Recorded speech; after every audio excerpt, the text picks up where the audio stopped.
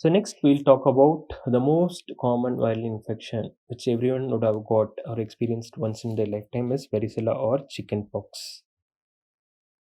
Okay.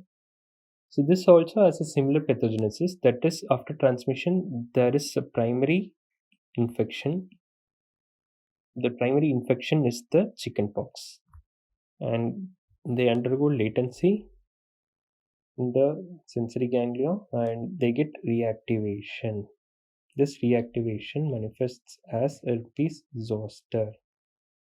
So, which organism? It's not human simplex virus, herpes simplex virus 1, or it's caused by varicella zoster virus. And it's usually transmitted from the nasopharyngeal secretions by the droplets of nasopharyngeal secretions of infected person or in contact with the contents of vesicular fluid. Okay. And what is the incubation period? The incubation period is 14 days or 2 weeks, and they range from 10 to 21 days. So after getting the virus, there is an incubation period of 10 to 21 days followed by viremia phase, okay, where you would see the clinical manifestations of the varicella. And it's infective, it can spread from one person to other person through droplets and through contact. So this infectivity period is 2 days, starts 2 days prior to clinical manifestation till the lesion's crest. So the infectivity period starts 2 days prior to rash and lasts till the lesion's crest. So what are the clinical features? The patients with chickenpox would usually have a prodromal symptoms like fever, malaise, URTI, like manifestations, myalgia, headache. And followed by the prodromal symptoms, there would be the eruption. So the eruption would be very itchy, very itchy, and they usually occur in crops. Okay, so there will be one crop of lesion today, and there will be next crop developing in subsequent days. And the eruption would be mostly starts as macule, then they transform to papule and vesicles, and they crest. They rupture and they crest. Okay, this vesicles has an appearance of dewdrop on petal appearance, dewdrop on flower petal appearance. And because of the appearance of lesions in crops, so you would see all type of lesions in a patient in a single day. Okay, so you will see macule, papule, vesicles, and crusting in a single patient at a point of time. So they have polymorphic lesions.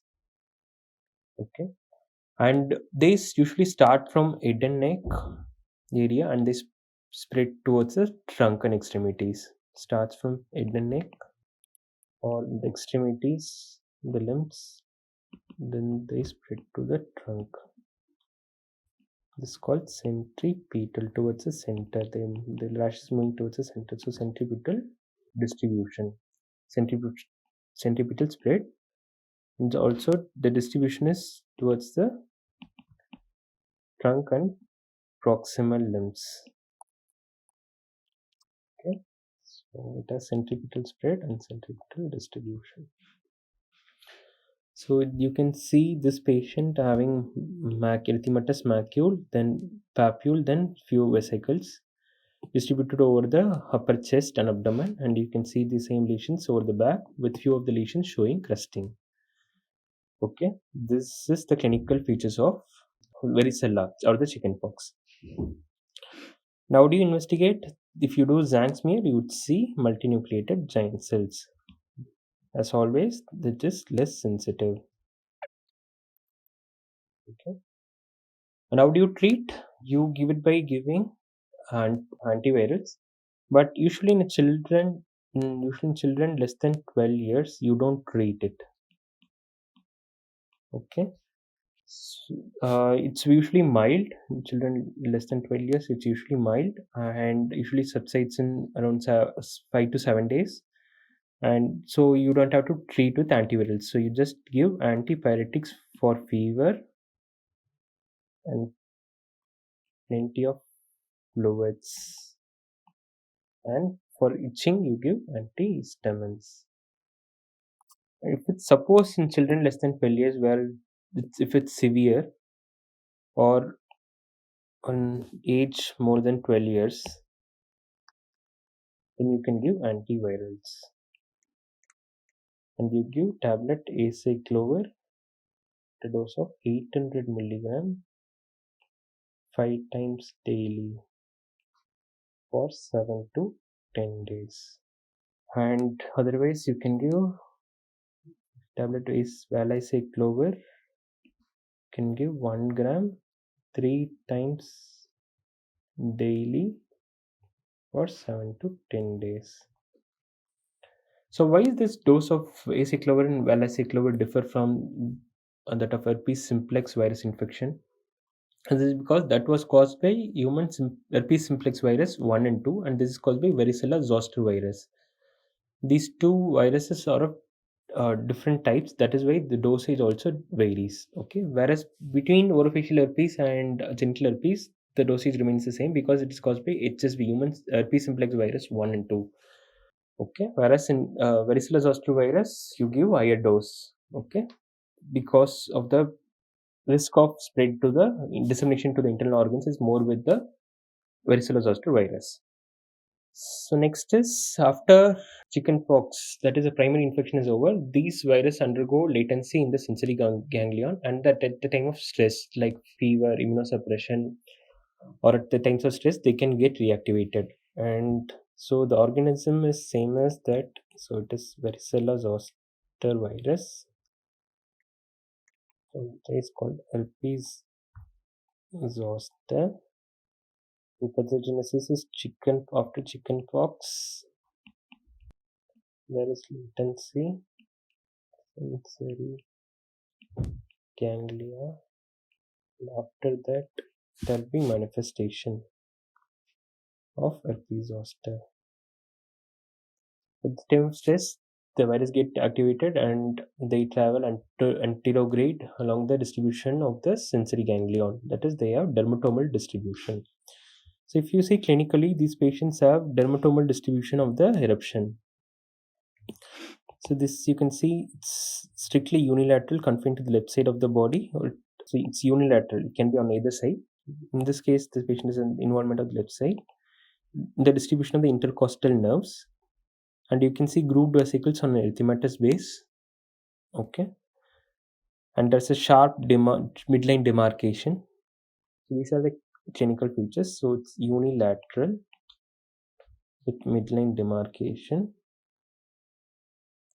distributed in the lines along the lines of dermatomes. So dermatomal distribution. So they can be distributed along the dermatomes of intercostal nerves or in the trigeminal ganglion. It occurs in the dermatome of trigeminal ganglion. It's called herpes zoster ophthalmicus. You can see there is involvement of the trigeminal ophthalmic division of the trigeminal area in the form of multiple vesicles and on erythematous base with crusting, and there is also involvement of the left eye.